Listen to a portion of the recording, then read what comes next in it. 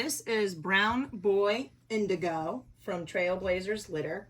We named him Indigo because there were 7 kittens in the litter, and when I looked up what comes in 7, rainbow colors came up. So each name is based off of a rainbow color. I couldn't really think of anything related to Indigo, so I just named him Indigo. That's how he got his name. Now, you're going to realize that his whiskers are pretty shorn. We do not cut the whiskers. It's because this guy loves to rub his face up against everything. You know, he just really likes those face scratches. And, of course, we have a baby gate to keep him from going upstairs and things like that. So if he rubs his face up against the baby gate, he shorns his own whiskers off. They do grow back. They're just like hair. Say hi to the camera.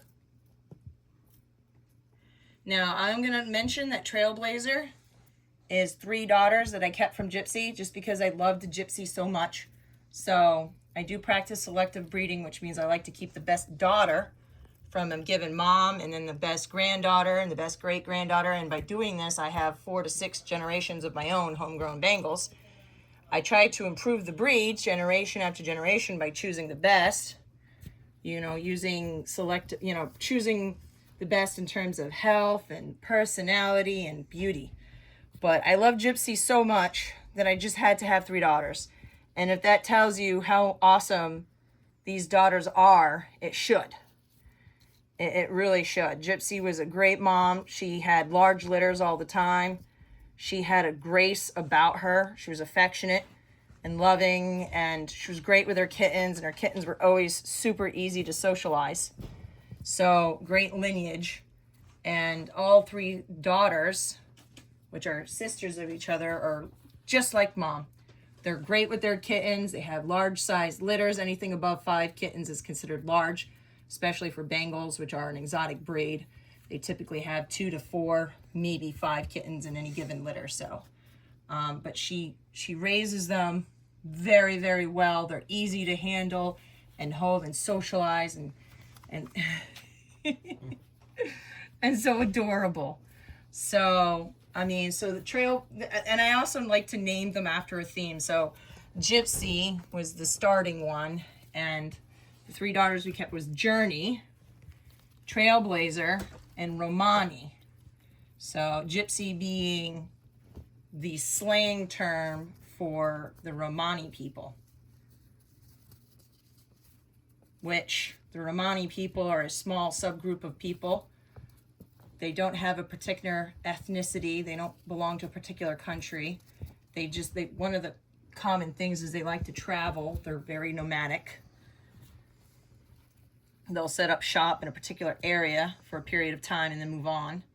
And that's the reason why we chose Romani and Journey and Trailblazer, you know, heading off, going in a new direction.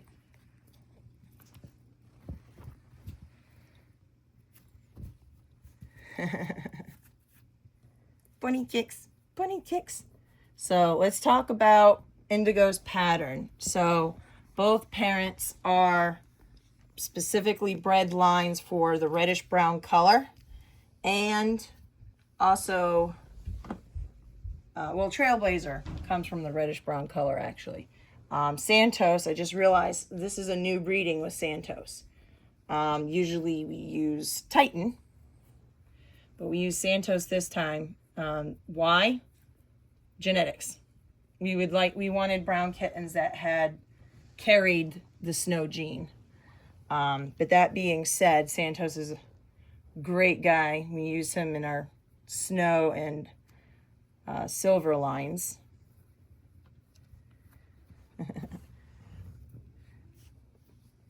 But here you can see where the rosettes are opening up.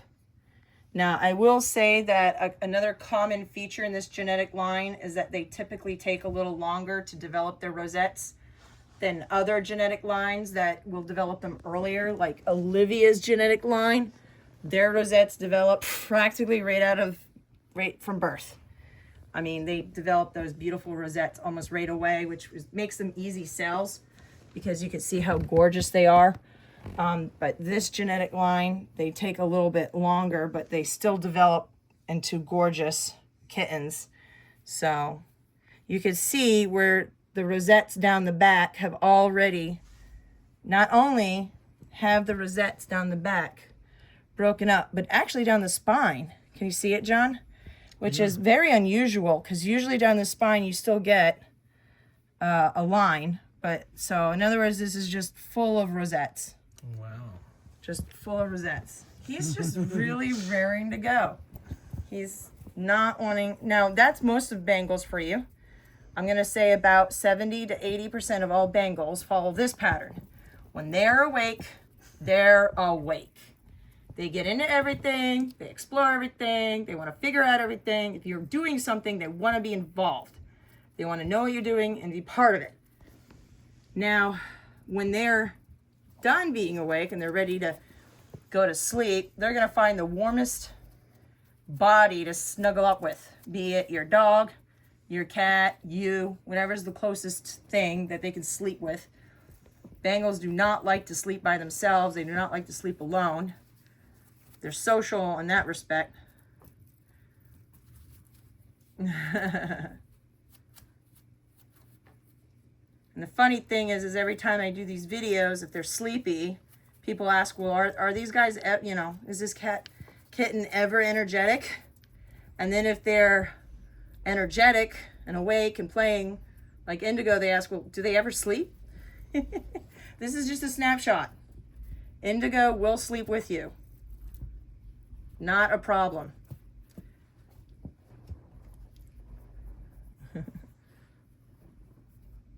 Now, here's socialization technique number 1. When you're playing with them like this, it's good to touch them often and get used to being touched, petted, played with. You can also get them on your lap by using a toy. And then once they're on your lap, you play with them on your lap. They get used to being on your lap. And you pet them, you play with them on your lap. And then when they're tired, guess what? They're right there. They'll fall asleep on your lap. Really? Anything? Doesn't even need to be a mouse, does it? Don't. I think we're about to lose them. All right. Well, that's Indigo.